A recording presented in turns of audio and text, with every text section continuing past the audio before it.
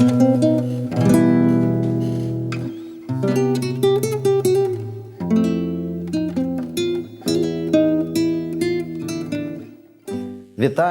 Я Андрій Іванець, кандидат історичних наук, член вченої ради Науково-дослідного інституту українознавства. І це проект «Кримські татари. Історія, культура, мистецтво». І сьогодні ми з вами поговоримо про 134 роки перебування кримськотатарського народу у складі Російської імперії після анексії Кримського ханства і про 1917-1920 роки, період війни-революції в Криму. І цей період не менш драматичний, хоч набагато коротший. І його значення також є непересічним в історії кримських татар. Наман Челебіджи-хан казав саме про цей період, що один день під час революції може коштувати років під час більш спокійного періоду життя. В 1783 році Кримське ханство було анексовано Російською імперією, і кримськотатарський народ опинився у драматичній ситуації, яка іноді ставала дійсно трагічною. Історик із Туреччини Хакан Керемли назвав перші 100 років перебування кримських татар у складі Російської імперії, імперії Романових, чорним століттям.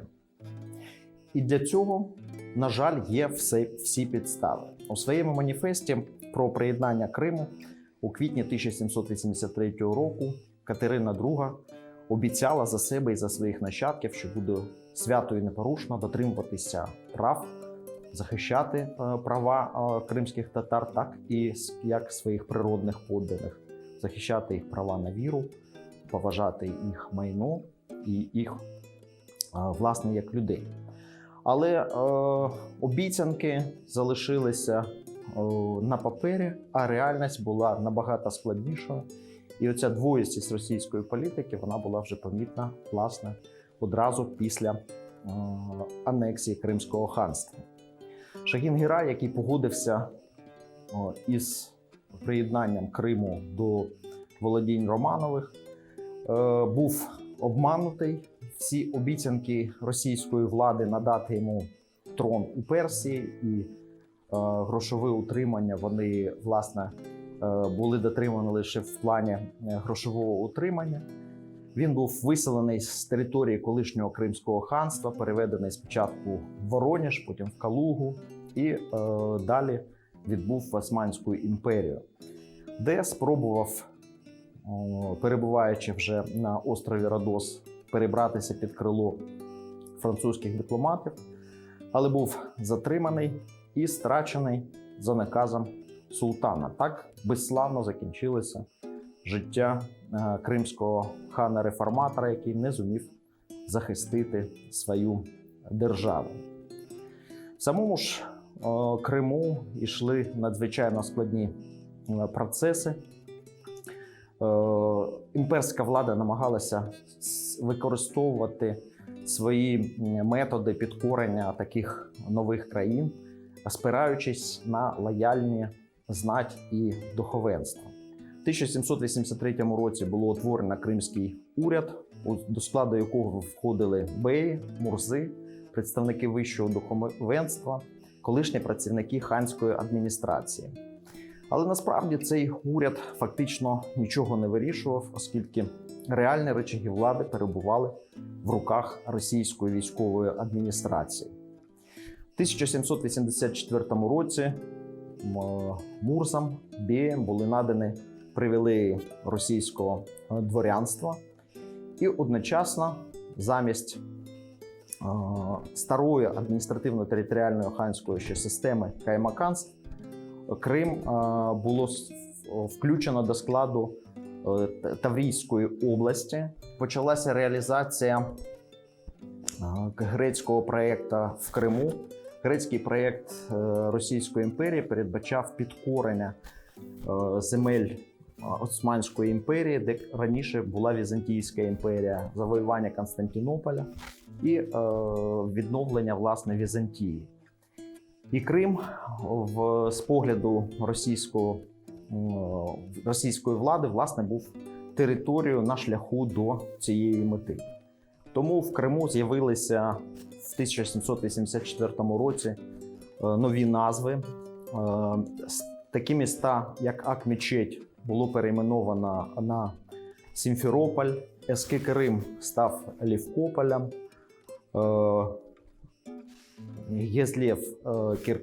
Гізлєв став Євпаторією, а Кафі було повернута стара антична назва Феодосія. І герб Нової Таврійської області також символізував грецький проєкт, оскільки на блакитному щиті був двоголовий орел із православним хрестом. Такими символічними кроками здійснювався розрив з традиціями Кримського ханства.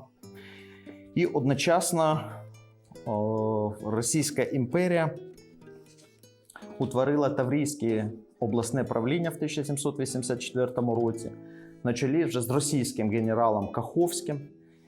І з цього моменту до 1917 року ті територіально-адміністративні одиниці, які утворювались на територію Криму, не очолювались більше кримськими татарами, хоча кримські татари і надалі становили більшість населення. Окрім політичної дискримінації, кримські татари страждали навіть знать почасти від сваволі російських військ, які були розквартировані в Криму, від того, що російська влада роздавала землі дуже активно на території Крима. Величезне земельне угіддя отримали, наприклад, Потьомкін, генерал-губернатор Новоросії, 13 тисяч десятин. Його секретар Попов майже 28 тисяч десятин отримав в Криму. Контр-адмірал Ушаков 8,5 тисяч десятин.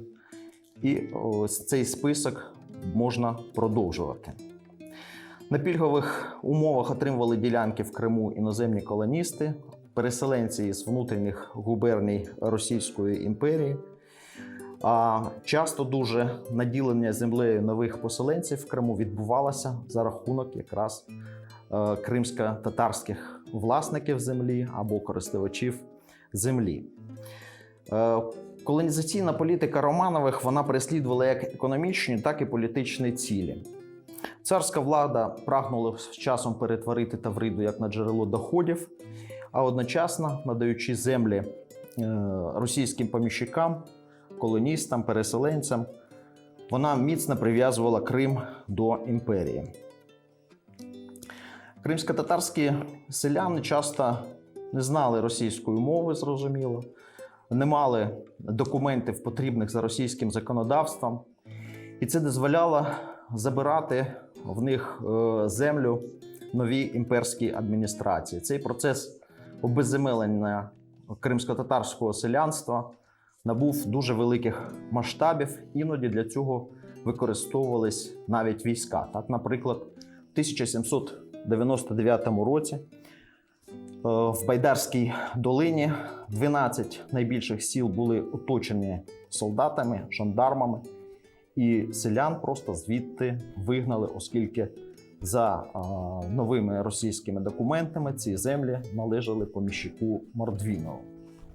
Спроби знайти правду в судах російських були марними, і судові справи тягнулися роками, десятиліттями. Наприклад, жителі Аутки, Айвеселя – це села, які сьогодні перебувають у складі Ялти.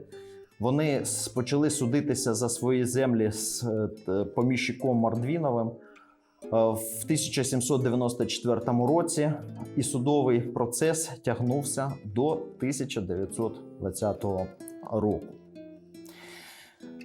Ліквідація Кримського ханства, кримсько-татарської державності, обезземелення селян, зміна цивілізаційного простору, розрив зв'язків із Туреччиною, султан якої одночасно був халіфом і сприймався як духовний глава сунітів, перехід під владу православного царя, призводили свавілля, економічні проблеми, епідемії, які вирували наприкінці 18 століття, до того призвели, що дуже значна частина населення Криму була вимушена емігрувати до Османської імперії. За різними оцінками, на момент анексії в Криму проживало від 230 до 350 тисяч осіб. Перша хвиля міграції охопила, за оцінками Богдана Короленка, від 90 до 120 тисяч кримських татар. Причому в першій хвилі еміграції в Османську імперію велику частину становили саме верхні шари населення, знать, духовенства, тобто носії цінностей, культури і, власне, таких елітних прошарків населення. Продовжувалася еміграція кримських татар і на початку 19 століття. Цей процес був також доволі помітним і призводив до значних демографічних змін, оскільки одночасно Російська імперія стимулювала заселення Криму новими переселенцями. Загострила ситуацію в Криму і поїздка Катерини II до Криму в 1787 році. Це був великий політично-пропагандистський проєкт, на який було витрачено 15 мільйонів рублів. Хочу сказати, що весь бюджет Російської імперії в ці роки становив приблизно 35-40 мільйонів рублів. Сама сума витрат говорить про значення, яке надавалося цій поїздці, в якій взяв участь, зокрема, і австрійський імператор, і Катерина II домовилась з ним про війну з Туреччиною.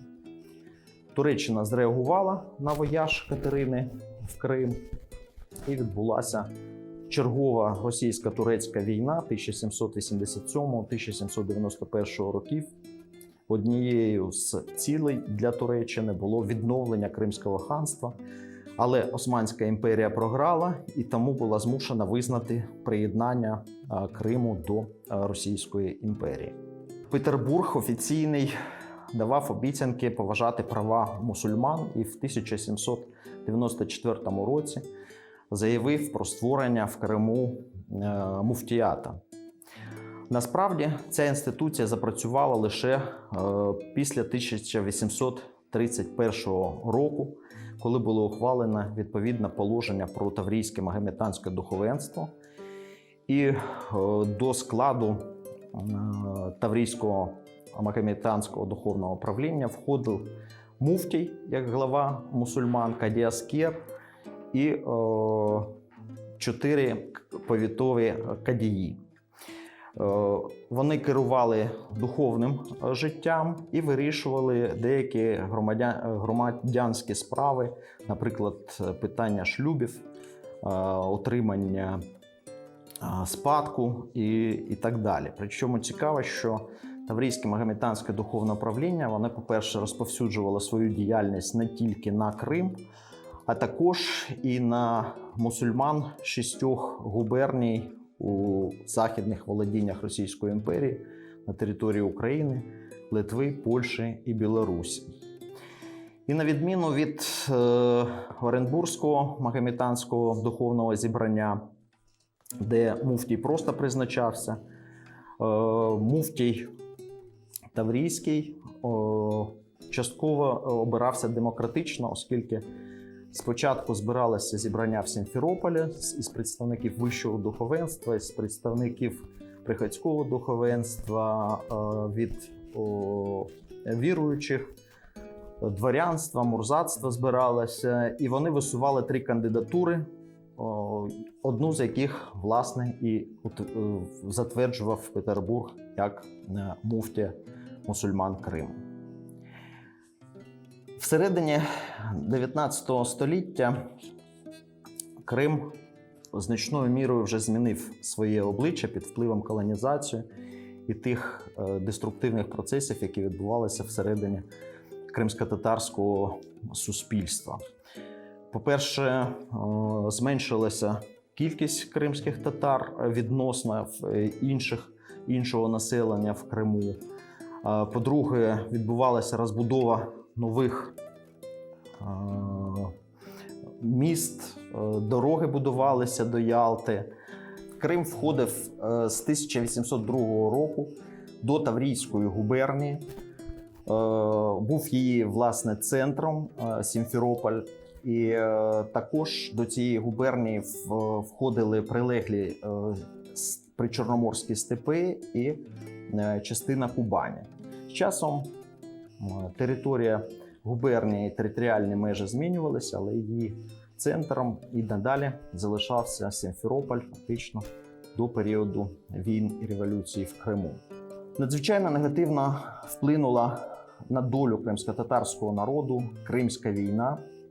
Це була чужа війна для кримських татар, але вони опинилися в епіцентрі цього великого конфлікту. Це фактично був найбільший конфлікт між наполеонівськими війнами і Першою світовою війною.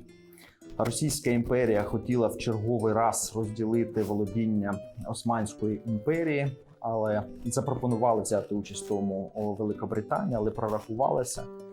І коли Росія напала на Османську імперію, то на допомогу Стамбулу прийшли Великобританія, Франція і Сардинське королевство. У вересні 1854 року в Євпаторії був висаджений десант союзників.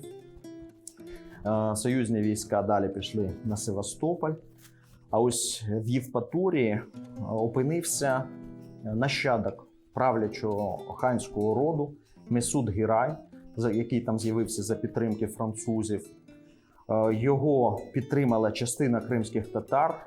Від Євпаторії до Перекопа відбувалося повстання. Але більшість кримських татар все ж таки лишилась лояльною Російській імперії. Так, наприклад, Таврійське Магометанське духовне правління і Нагая Північного Таврії. Вони заявили, що вони не підтримують ці повстання. Кримські татари несли додаткові і дуже серйозні втрати через перебування великої кількості військ в Криму. Це і підводна повинність, і забирання скота, і полювання козаків за окремими чоловіками, кримськими татарами, яких схоплювали поза межами населених пунктів і потім вимагали від них викуп, як від нібито шпигунів. І все це створювало нові складнощі для кримських татар. Серед істеблішменту Російської імперії зростало такі шовіністичні настрої зростали. Наприклад, військовий губернатор Сімферополя і цивільний губернатор Таврійської губернії Адлерберг підозрював кримських татар у зраді, шпигунстві і пропонував виселити всіх кримських татар, наприклад, південного берегу Криму.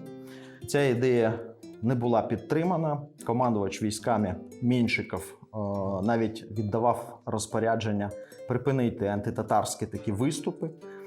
Але сама атмосфера в Криму ставала все важчою для багатьох кримських татар. І чергова хвиля еміграції розпочалася вже в 1854 році, а в 1855 році лише з Євпаторії виїхало 7 тисяч кримських татар.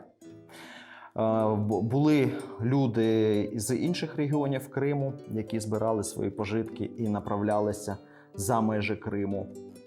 І це викликало тривогу у місцевої адміністрації. Вони звернулися до Петербургу з питанням, що робити в цій ситуації. Якраз навесні 1855 року вже новий цар Олександр І надав відповідь, що треба скористатися ситуацією і позбавитися від кримсько-татарського населення. Слова самодержця в авторитарній Росії значили дуже багато. Вони були тут же доведені до Комітету міністрів, до влади Таврійської губернії, до повітового керівництва. Причому генерал-губернатор Новоросії Строганов вже повідомляв, що необхідно не заважати виїзду зловредного населення із Криму. І насправді після Кримської війни був великий сплеск еміграції. В 1859 році в Криму опинилися біженці, переселенці з Північного Кавказу, які також виїздили до Османської імперії. Це був Крим був як проміжним пунктом для них. Вони теж посіяли ідею щодо необхідності переселятися. І в 1861-1862 роках із Криму виїхала і Північної Таврії понад 190 тисяч осіб. Це цифра, яку можна порівняти власне з депортацією 1944 року за кількістю людей, які виїхали. Люди кидали нажите майно. В Крим дуже втратив велику кількість населення, особливо запустили північні райони, центральний Крим. Сотні населених пунктів лишилися без населення, понад 400 мечетей було залишено. І кримсько-татарський народ зазнав, власне, найбільшої демографічної втрати за часів перебування у Російській імперії в результаті еміграції, яка розпочалася ще за часів Кримської війни і продовжувалася до 60-х років 19 століття. Крим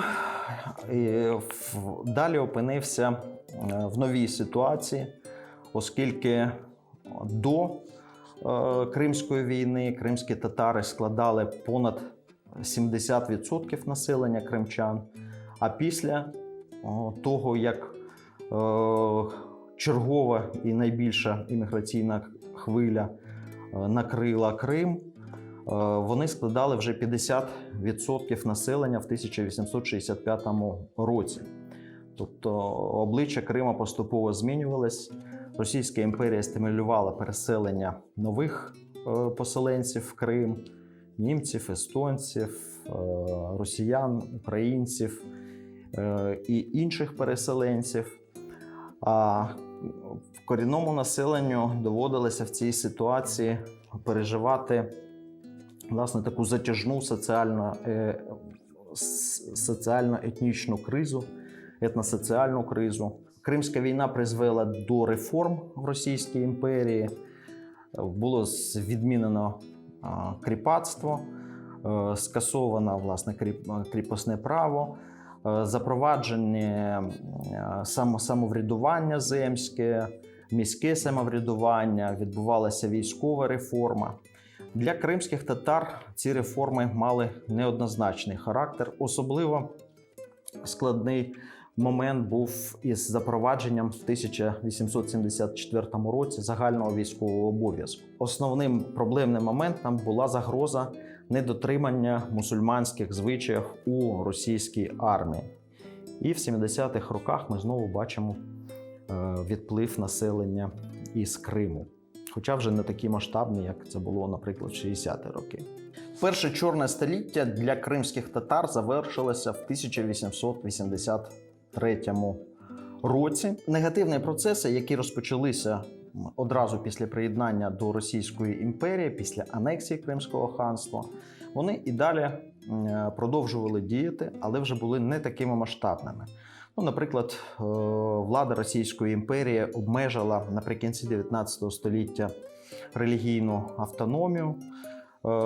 Була створена в 1885 році особлива вакуфна комісія, яка контролювала вакуфи, тобто те майно, яке віруючі люди передавали на благодійність.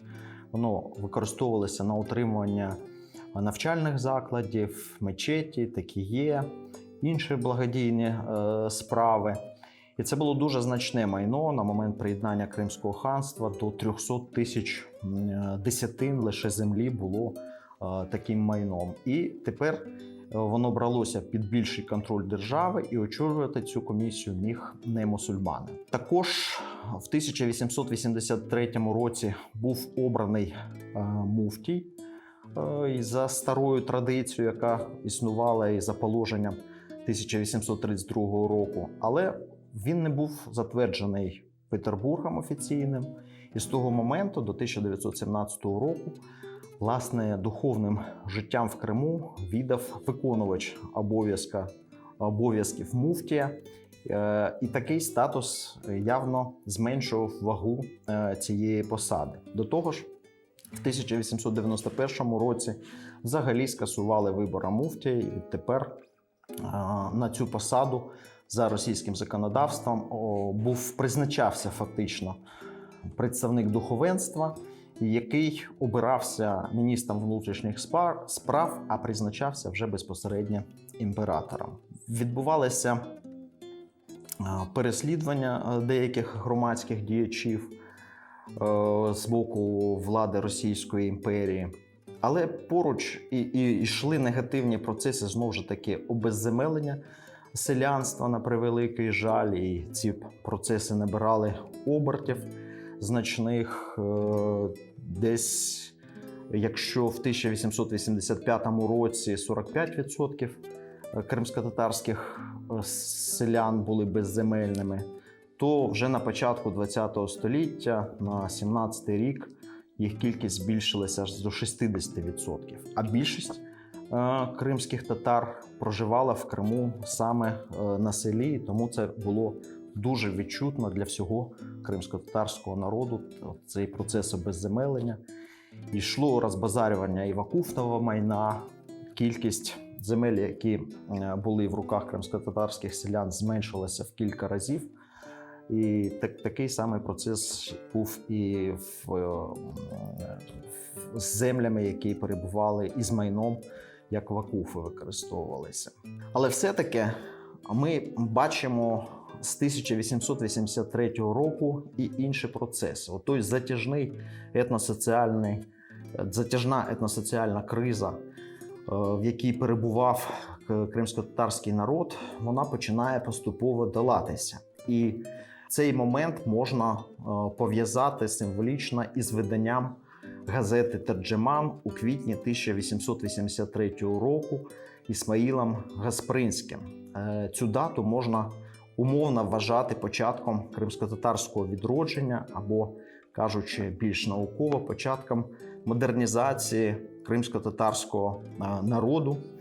Взагалі, Ісмаїл Гаспринський – це непересічний реформатор всього мусульманського тюркського світу, кримськотатарський просвітник, журналіст, письменник.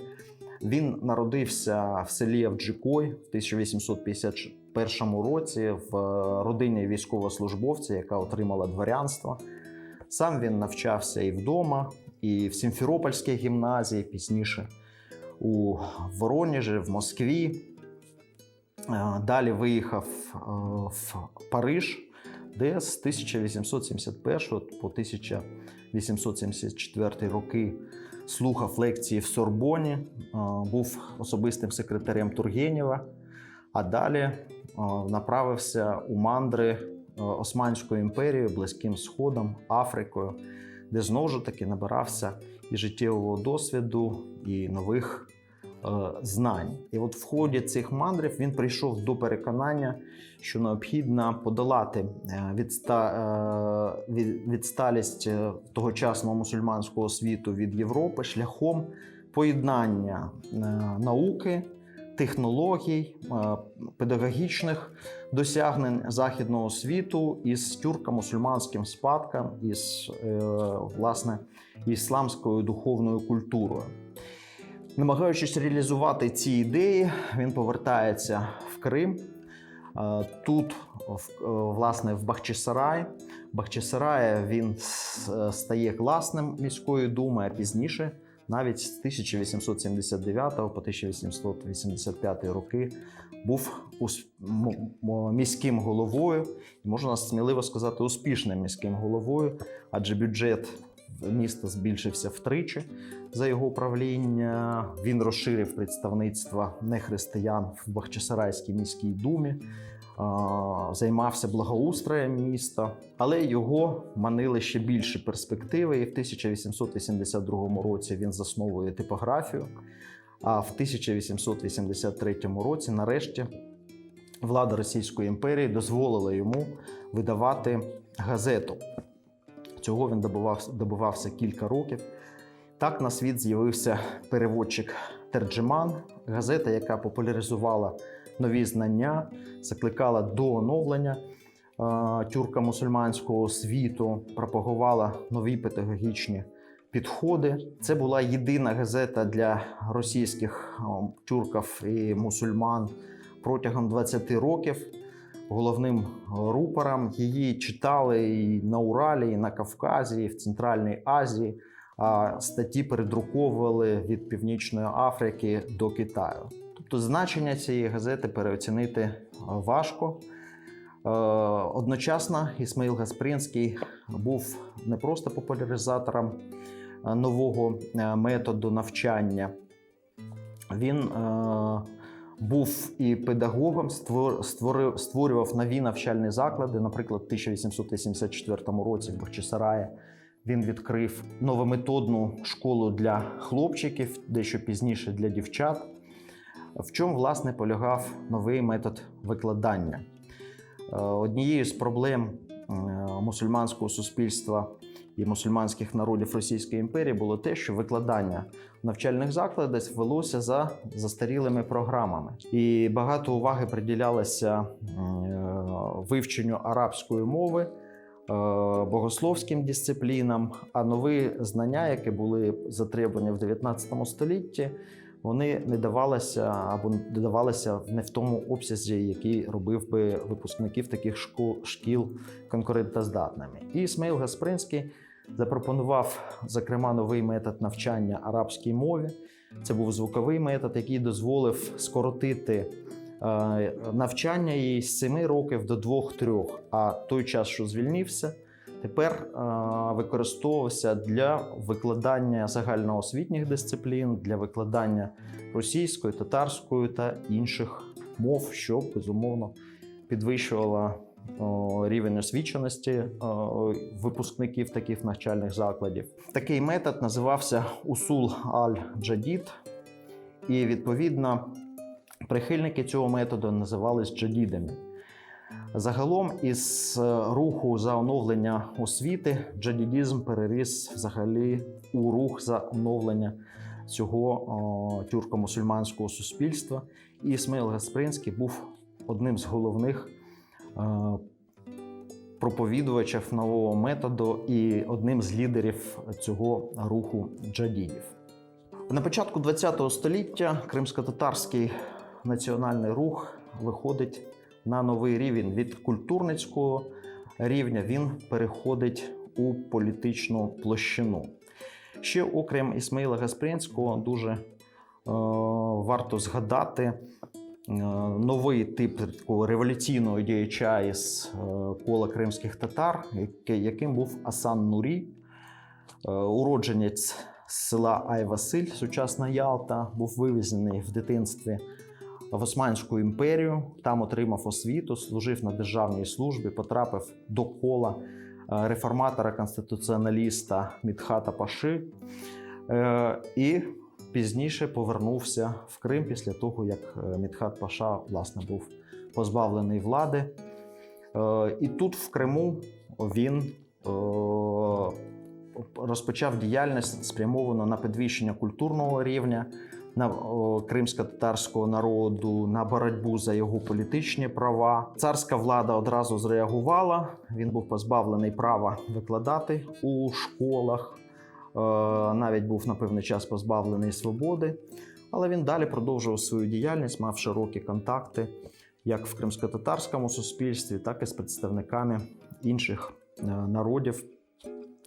Зокрема, за деякими даними, він був одним з тих людей, які рекомендували Гаспринському почати видання газети. Але думки їх розходилися, Гаспринський був реформатором, а Асан Нурі виступав за більш радикальне оновлення життя і боротьбу із самодержавством. Під час Російської революції 1905-1907 років ми вже бачимо, як розгортаються дві течії кримськотатарського національного руху: ліберально-демократична на чолі з Ісмаїлом Гаспринським і революційно-демократична на чолі з молодотатарами. 1905 році і в 1906 роках відбуваються з'їзди мусульман Російської імперії. Ісмаїл Гаспринський бере в дуже діяльну участь в їх проведення. На цих з'їздах утворюється Всеросійський союз мусульман. І в Криму цю організацію очолює власне Гаспринський. Він навіть головує на деяких загальноросійських з'їздах мусульман. Одночасно виросло нове покоління, яке читало терджеман, але тепер хотіло йти далі. Воно було більш радикально у критиці самодержавного ладу, воно схилялося до ідей федералізму, до вирішення проблем кримськотатарського селянства шляхом реалізації соціалістичного експерименту. І от цей напрямок, власне, називається молодотатарами. Його неформальним центром був Карасу-Базар. А в Карасу-Базарі якраз під час революції міським головою було обрано непересічного політичного діяча, педагога Абдурішита Мідієва. Сам він походив з Північного Криму. Приїхав в Карасу-Базар і отримав визнання, був обраний міським головою і був неформальним лідером молодотатар. Обрався до Державної думи Російської імперії, це був перший представник кримських татар у представницьких органах Російської імперії. На жаль, він помер вже в 1912 році. Але сам рух молодотатар, який охоплював молодих кримських татар, він розповсюджувався досить помітно серед кримсько-татарської інтелігенції. Такі його прихильники були і в Ялті, і в Феодосії, і в Сімферополі, в Євпаторії. І цей рух поступово набирав все більшої масовості. Одночасно в Стамбулі, де навчалася помітна кількість кримськотатарських студентів, утворилося після молодотурецької революції 1908 року Кримське студентське товариство Керім Талебі Джемієті на чолі із студентом юридичного факультету Стамбульського університету, сином мули Наманом Челебіджи-ханом. Це непересічна особистість, людина, яка зіграла дуже важливу роль в громадсько-політичному житті кримських татар, а також у культурі. Він у 1909 році там же в Стамбулі заснував вже підпільну організацію «Ватан» «Батьківщина», яка мала на меті якраз захист прав кримськотатарського народу, яка стояла на таких національно-визвольних позиціях. Серед його соратників був Джафер Сейдамет, який також навчався у Стамбулі, але був змушений виїхати з Стамбула через те, що російська влада вимагала його покарання за оприлюднення брошури про переслідування кримськотатарського народу у 20 столітті Російською імперією. Джафер Сейдамет далі навчався, виїхав у Францію, слухав лекції у Сорбоні, навчався у Жореса, французького соціаліста. І так підростало нове покоління лідерів, і це було якби ще одне крило молодотатар. 134 роки перебування кримськотатарського народу у складі імперії Романових, вони призвели до дуже важких наслідків з одного боку. В Криму змінилася значною мірою етнодемографічна ситуація. Кримськотатарський народ в результаті кількох хвиль міграцій втратив дуже велику частину свого демографічного потенціалу, носіїв культури, були знищені через виїзд людей, через інші обставини, значні культурні цінності, які були у кримських татар. Земля, яка знаходилась в руках кримськотатарських землевласників, зменшилася в кілька разів. Якщо на початку 19 століття 600 тисяч десятин було в руках селянства кримськотатарського, то на 17 рік лише 145 тисяч десятин лишалися в їх руках. Якщо вакуфні землі складали на початку 19 століття 300 тисяч десятин, то в 17 році трохи менше 88 тисяч десятин. От такі були соціально-економічні втрати і, звісно, були втрати серйозні політичні. В Крим колонізувався, виникли за цей час деякі нові міста, розвивалися старі міста, але вже під новими іменами нерідко. Будувалися залізниці, порти, виникла військово-морська база Чорноморського флоту у Севастополі. І це створило нові умови для виживання кримськотатарського народу. Були моменти, коли спостерігачі навіть у середині 19 століття сумнівалися, чи виживе кримськотатарський народ. Але наприкінці 19 століття, починаючи з діяльності Ісмаїла Гаспринського, Асана Нурі, а пізніше молодотатар, ми бачимо, як відроджується корінний народ, виникають нові структури громадянського суспільства, зокрема благодійне товариство кримських татар, нові видання. Причому кримські татари серед мусульман Російської імперії тоді грали нерідко роль одного з таких з драйверів суспільного життя. Це і газета «Терджеман».